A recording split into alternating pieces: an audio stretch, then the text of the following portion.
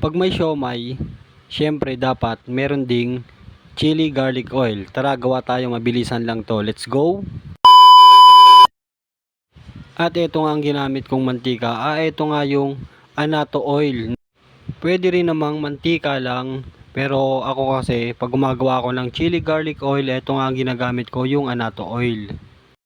So, nasa sa inyo naman yon kung kayo ang gumagawa, syempre, kayo ang masusunod. Syempre, version ko to, syempre, ako yung nagluluto. At ito nga ang aking paggawa ng chili garlic oil.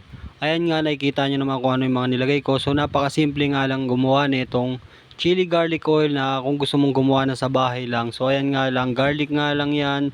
Tapos, meron siyempre hindi mawawala yung siling, labuyo. At naglagay nga rin pala ako dyan ng oyster sauce. So, naglagay ako dyan ng pampalasa. At naglagay din nga pala ako dyan ng vinegar para ma-preserve siya ng